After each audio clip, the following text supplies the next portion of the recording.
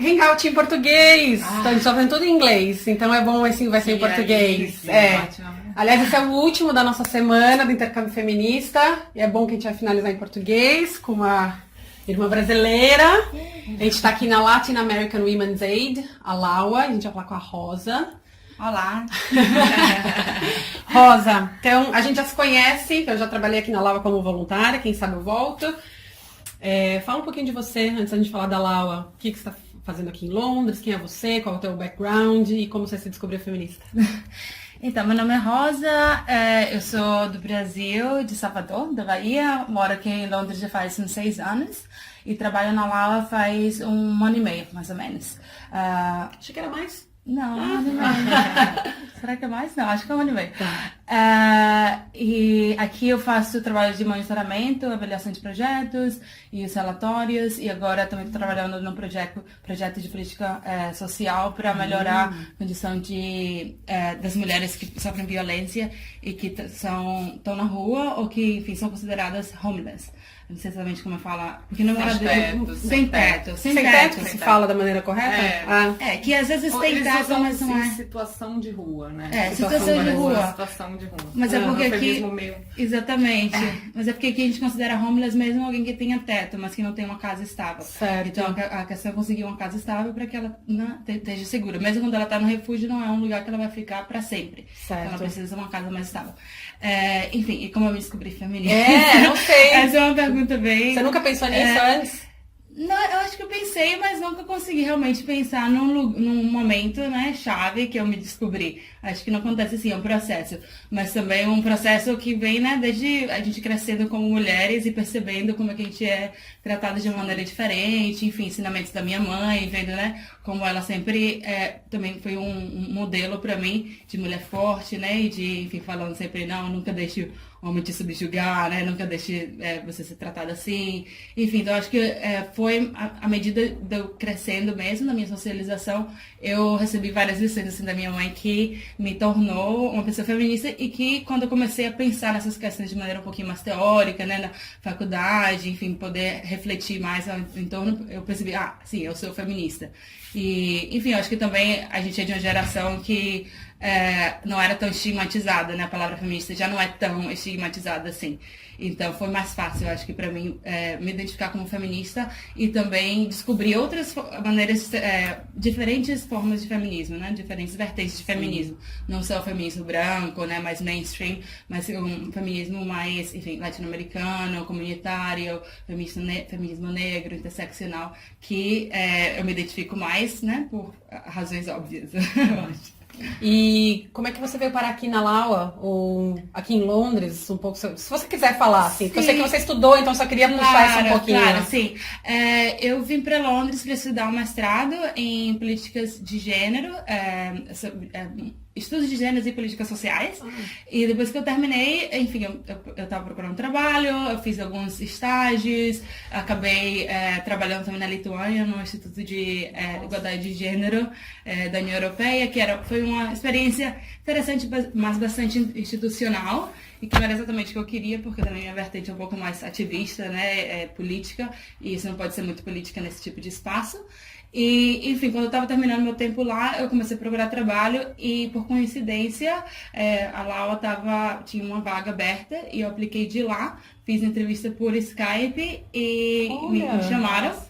E aí eu vim, na época, enfim, eram 2 dias por semana, eu tava meio tipo, será que eu vou? Porque é tão cara a vida. E Londres eu falei, eu vou e eu procuro outro trabalho depois, enfim, agora eu tô trabalhando 3 dias, é um pouquinho mais estável, enfim, deu certo. E era algo que nossa, pra mim era tipo, esse é o trabalho ideal, porque junta exatamente tudo que realmente eu me interesso e que, enfim, de maneira pessoal, mas profissional também, né? A questão de gênero, mas a questão da migração, né? A questão, enfim, de mulheres latino-americanas em particular, na violência de gênero, que é um assunto assim muito sério e que é muito importante, né, de se combater. Enfim, e que é uma organização que são só mulheres latino-americanas e de outras minorias étnicas. E, enfim, é um espaço seguro, né? Em que realmente a gente tem uma ética de irmandade, uma ética interseccional, a gente pode ser política, a gente não tem que, né, se calar e mostrar só um lado da gente. Então, acho que isso é uma experiência bastante completa. E o que é a Laua? O que ela faz? Sim, então a Laua... Eu sei que é complexo. É complexo, a gente faz muita coisa. Faz muita coisa, É uma organização especializada em violência de gênero, né? Combater, né, prevenir e dar suporte e apoio a mulheres que passaram por uma experiência de violência de gênero, mas especificamente a gente trabalha com mulheres latino-americanas aqui em Londres e mulheres de outras minorias étnicas que falam português e espanhol, por exemplo, né, de países africanos, Moçambique, Angola, ou da Goa, enfim, mulheres que a gente tem isso em comum, de que a gente, né, vem de uma minoria étnica. Sim. Não só são mulheres, mas temos também essa experiência, né, imigratória, experiência, né, de racismo, enfim. Então, nossa abordagem é bastante interseccional e é por isso também que a gente foca nesse grupo. E damos uma série de serviços que tentam realmente dar um apoio que a gente diz holístico, né? Então a gente tem um refúgio, que é, na verdade, o único refúgio na Inglaterra e em toda a Europa, especificamente para mulheres latino-americanas. E é um refúgio bem pequeno, agora a gente está abrindo um outro. Mas, enfim, né, a demanda é enorme, porque é o único na Inglaterra. E além do refúgio, a gente também tem uma série de serviços que a gente dá no refúgio, mas também aqui no nosso escritório, que acompanhamento psicológico, assessoria legal de vários tipos, né, de assessoria no sentido da lei de família, lei de imigração, mas tem assessoria em termos de emprego, né, como fazer um currículo, entrevista, a gente também tem aulas de inglês, porque também é uma barreira um obstáculo muito grande, a maioria das mulheres latino-americanas não falam inglês ou falam ainda, né, de uma maneira rudimentar, então aí tentando melhorar, mas hoje em dia é difícil encontrar aulas grátis, né, para mulheres migrantes, e aqui a gente dá aulas grátis. A gente tem o serviço de creche, que também, né, viabiliza que essas mulheres participem nas nossas atividades, das aulas de inglês. A gente tem também um programa de empoderamento, que é o Changemaker, que as mulheres tecendo, né, a mudança. E que é um programa de empoderamento e que visa, né, que as mulheres ajudem umas às outras, né, compartilhem suas experiências, mas compartilhem também, né, seus saberes, enfim, um espaço seguro que busca também alimentar essa questão da sororidade e, enfim, ensinar de maneiras, metodologias comunitárias e populares, um feminismo mais interseccional, mais comunitário, né? Isso, exatamente, é o senso de comunidade que a Laua cria e as outras organizações especializadas que a gente chama, né? Exatamente. Achei interessante você falar esse negócio da aula de inglês, porque às vezes nem por a pessoa ser má, mas ela fala, mas por que muda pra Inglaterra, não fala nem inglês, não quer se integrar, porque as pessoas não entendem, né, o contexto. Então eu queria que você explicasse o porquê da importância de serviços especializados. Obviamente a gente falando aqui da Laua, mas aqui existem de caribenhas, existem de mulheres africanas. Então por que existem esses nichos aqui? Sim, então é muito importante a questão do serviço especializado, porque essas mulheres elas têm obstáculos que são específicos exatamente por conta das identidades interseccionais dela, que são, por exemplo, o idioma, né? Muitos não falam inglês, ou quando falam inglês, não é só falar mais ou menos inglês, elas não têm, né, a autoestima, a confiança de chegar em outro serviço e falar, esse é meu direito, né? Isso o que eu preciso, porque muitas vezes elas vão ser recebidas com racismo, né? Vão ser destratadas, enfim, elas vão ouvir que não, elas não têm esse direito, então se elas não têm alguém ali com elas não vão conseguir realmente, né, o que elas estão pedindo. Também a questão da imigração, né, a situação imigratória, muitas têm é uma questão muito complexa, porque cada mulher que vem aqui tem uma situação diferente. E aqui tem um sistema bem complexo de vistos e de imigração. Exatamente. E cada pessoa tem uma história, né? Exatamente. E que, na verdade, outras organizações que a gente chama genéricas não estão preparadas para ver esse tipo de caso. Então, é preciso que, né, existam essas organizações especializadas, porque a gente sabe, né, quais são os passos que elas precisam dar. A gente tem contato com advogados de imigração. Enfim, a gente sabe como lidar lidar com esse caso e que muitas vezes para elas também é, né, uma questão muito difícil e que elas são bastante perdidas. Então tem a questão do idioma, a questão da migração, a questão do racismo, né, e enfim, a questão da cultura também, né, de se sentir identificada com a pessoa que está ali te recebendo, que está ali, né, te dando apoio, sentir realmente que existe uma conexão. Isso eu acho que é muito importante também. Certo. E hoje em dia na Inglaterra tem muito poucos serviços como esse, especialmente serviços que tem uma casa de acolhimento, né, um refúgio como o nosso. Na Inglaterra hoje em dia tem 29, somente 29, e em Londres são 14. Casas de acolhimento, especificamente para mulheres de minorias étnicas. Né? E, na verdade, isso é mais ou menos nada. É tipo 9% de todos os refúgios que existem na Inglaterra. E houve uma redução de quase 50% em 10 anos, por conta dos cortes, né, da austeridade do governo. Então, a gente está realmente lutando para sobreviver, né? Laua quase foi fechada em 2015 porque cortaram todo o financiamento que a gente tinha do Estado. E hoje em dia a gente não tem nenhum financiamento do Estado. A gente conseguiu sobreviver porque a gente agora tem, né, financiamento de outras fundações, né, organizações que com muita dificuldade a gente conseguiu. Mas enfim, cada ano é um desafio novo, né, de conseguir manter as portas abertas. Isso, eu queria entender a diferença, se é que tem diferença ou se é a mesma coisa, dos refúgios para as casas de acolhimento, como é... Assim, a gente, na verdade, é a mesma coisa. Agora, existem diferentes casas de acolhimento.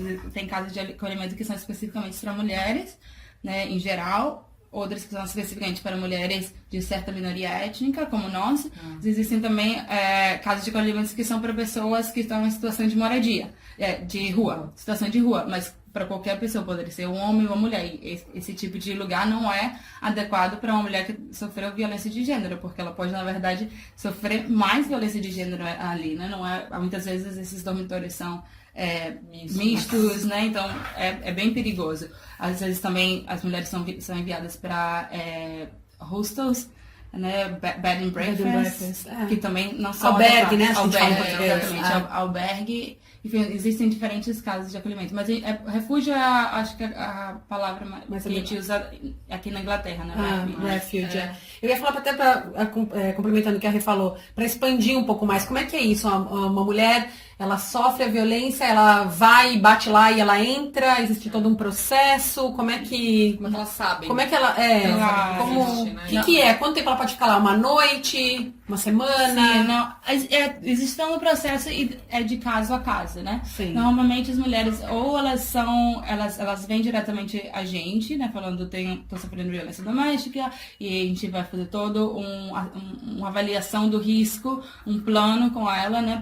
De como ela vai sair dessa situação, né? Se ela precisa sair de casa, como é que ela vai sair de casa, se ela mora, né, com o perpetrador, né? Enfim, cada caso é específico. E aí a gente vai olhar se ela precisa de um lugar, né, de maneira urgente, se tem vaga no nosso refúgio, aí a gente vai fazer também uma avaliação para ver se ela pode entrar lá. E aí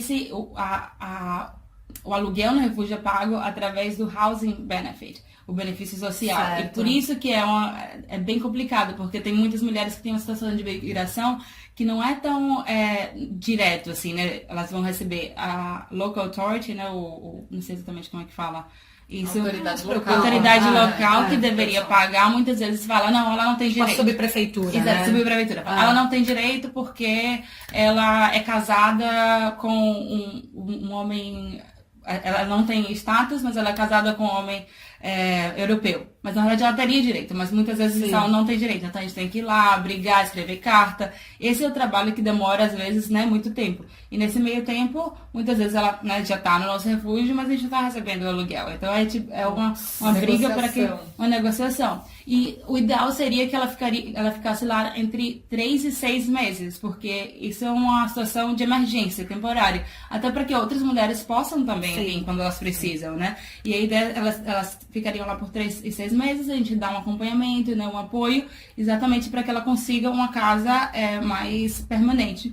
Ou mesmo que seja uma casa temporária, mas que seja só para ela, porque no refúgio nós são quartos e a casa é dividida entre diferentes mulheres. Então não é uma situação ideal, mas para esses 3 meses é muito bom porque elas normalmente precisam desse apoio bem bem especializado, né, e bem cuidadoso, né? Então tem duas pessoas que estão lá no refúgio, né, toda semana e que estão lá ajudando elas de maneira psicológica, prática, enfim, para que elas possam recomeçar realmente a vida delas, né? Que pode ser muito difícil quando elas passaram, né, por às vezes 20 anos de abuso, né, de não poder sair de casa sozinha, de não poder nem estudar inglês, de não poder, né, pegar um transporte, enfim, de não ter nenhum tipo de apoio, né, rede de apoio. Sim. Então elas precisam realmente recomeçar, né, reaprender a viver. E em caso de dessas mulheres que são mães, como é que fica? Eu imagino que deve ser mais difícil, ainda mais uma questão. Sim, aí é mais complicado,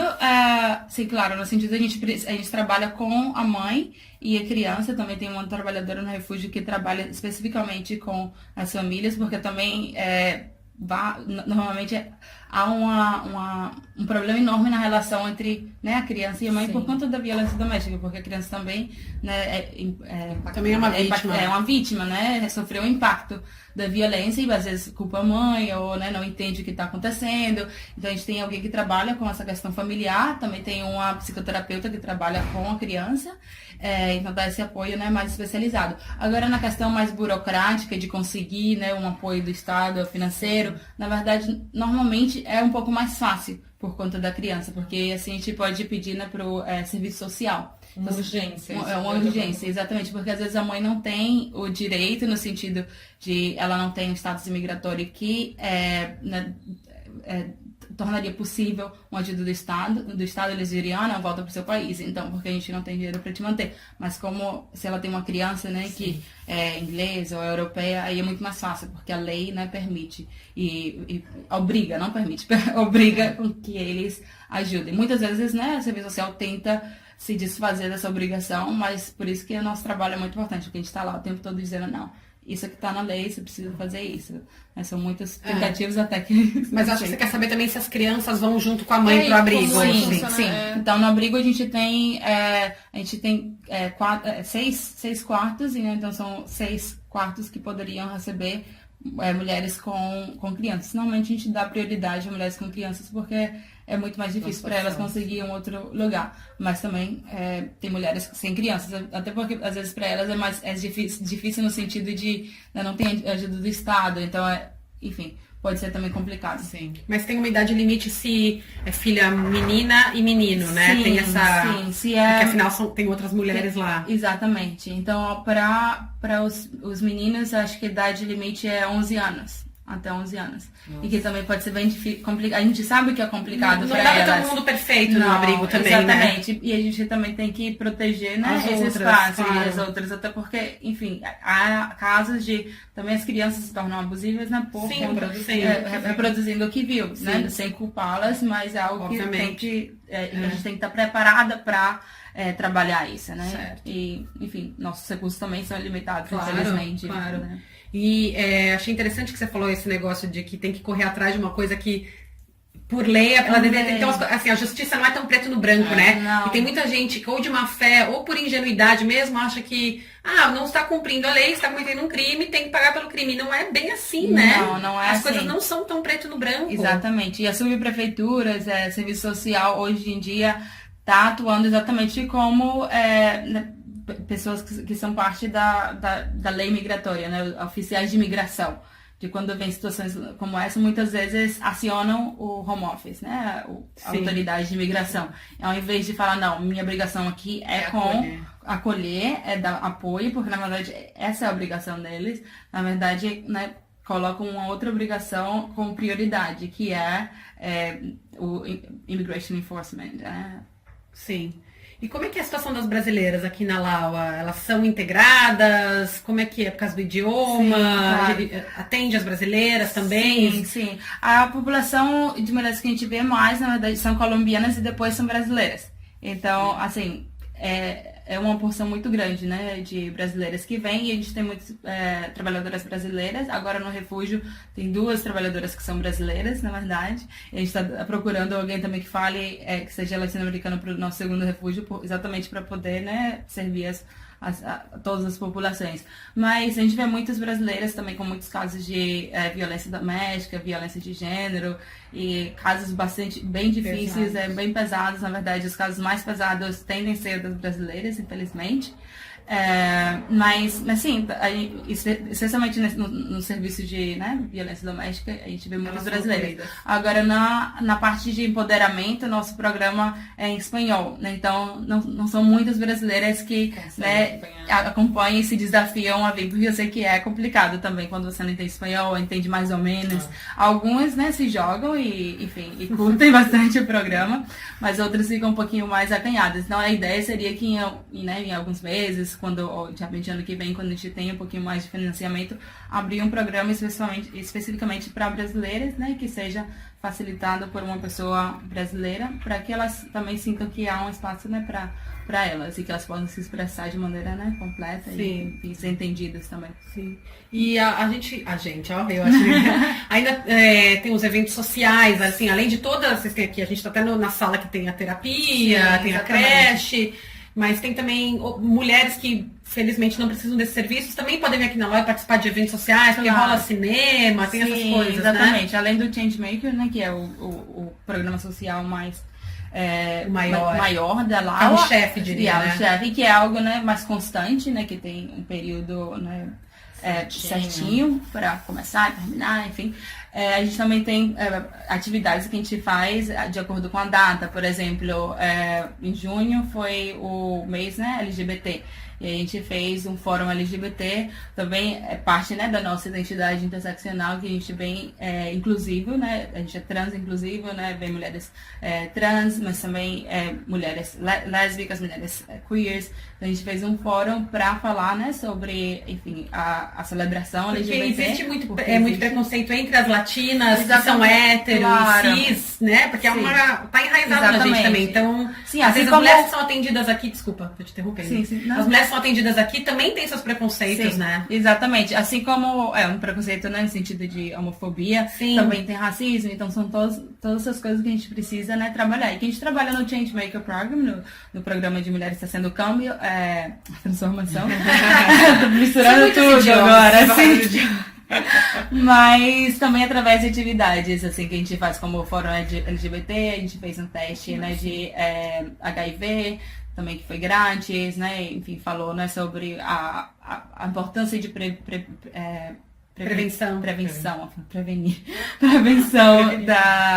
prevenção da HIV. Tá. Sim. E quantas mulheres vocês atendem hoje? Porque parece tanto trabalho, gente. Sim, são muitas mulheres. E quantas vocês são aqui? Então, em total, por ano, a gente vê mais ou menos assim mais de 800 mulheres. Nossa. Sim. Agora, claro que não todas, a gente vai, né, ter um trabalho especializado, a fundo. Em termos de violência doméstica, são menos, né? Ainda bem, porque não todos sofrem violência doméstica e violência de gênero. E aqui somos 14 trabalhadoras, mas todas trabalhamos período parcial. Então, assim, algumas trabalham 2 dias, 3 dias, 4 dias. Então, assim, não sempre estamos todas na oficina. Sim. E você falou que a Laua não tem mais funding do governo, são funding de instituições, coisa privada, tipo a loteria e tal. Exatamente. E tem doação pessoal? É possível as pessoas doarem? Sim, exatamente. Isso é algo que a gente está tentando motivar sempre, mais e mais. Por favor, doem. A gente fez um crowdfunding que a Lô super ajudou a gente. A gente conseguiu, esse ano, arrecadar 10 mil libras e conseguiu umas 10 mil de uma corporação.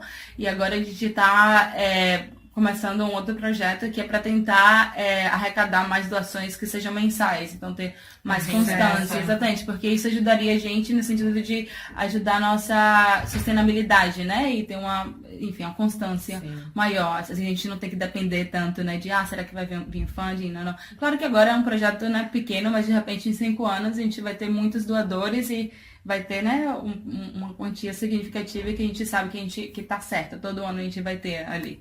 Isso é muito importante, até porque essas doações da loteria, né, de outras fundações, não são, eles doam para projetos, mas eles não doam para o que é, né, o aluguel, daqui, a luz, né, o que a gente chama os gastos mais básicos, né, o core.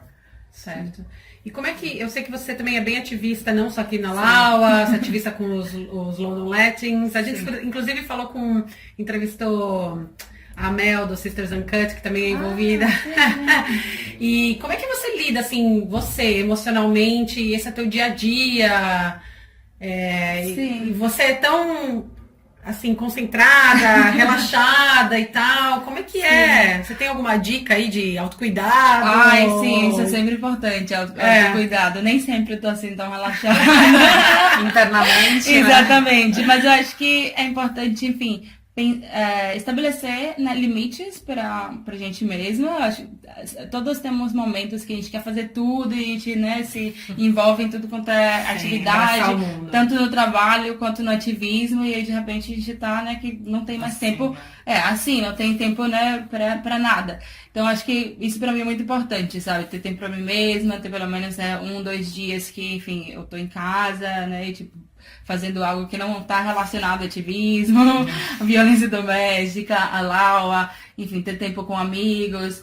Agora também, assim, meu trabalho e meu ativismo, né, estão muito conectados, então acho que eu tenho um privilégio muito grande nesse sentido, né, de que eu não tenho que, enfim, atuar de uma maneira diferente no trabalho e no meu ativismo. Então se complementam. Então acho que isso ajuda no sentido de que minha mente não está, né, dividida. Exatamente. Sim. E que é algo que eu sou, né, realmente apaixonada pelos dois. Então isso ajuda no sentido de eu não sinto, né, um peso. Agora, é claro que é complicado porque por eu gostar tanto, eu quero fazer tudo ao mesmo tempo. Certo. Mas eu acho que eu melhorei no sentido de saber colocar limites, né, e saber quando não. Eu quero ficar em casa, fazer yoga, tomar banho de banheira de 1 hora. Certo.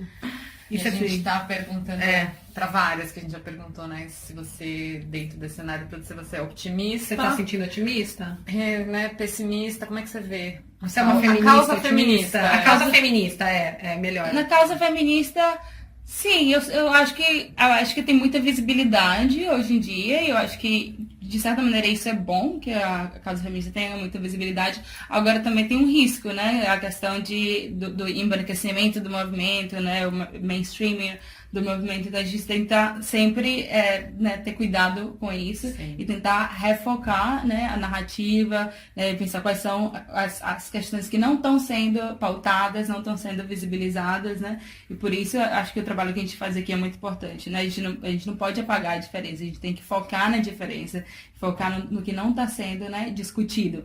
A gente não pode continuar, né, só falando sobre o pay gap, né, e coisas assim, quando são, na verdade, questões, né, que são para mulheres que já são privilegiadas, né, que já têm certo poder. Mas é isso, eu tô positiva no sentido que a gente tá na rua, né, a gente tá dando a cara a tapa e por todo mundo, né, na América Latina, o movimento feminista é muito forte, muito mais forte daqui, inclusive.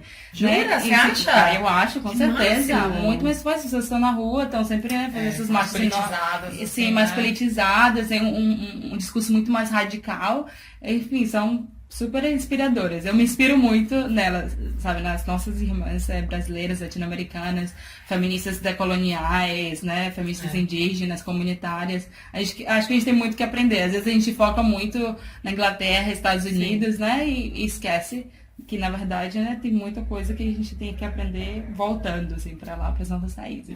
Que ótimo. Mais alguma coisa? Não, acho que era isso. Muito bom. Muito bom, Rosa. Obrigada. Obrigada, gente. Obrigada.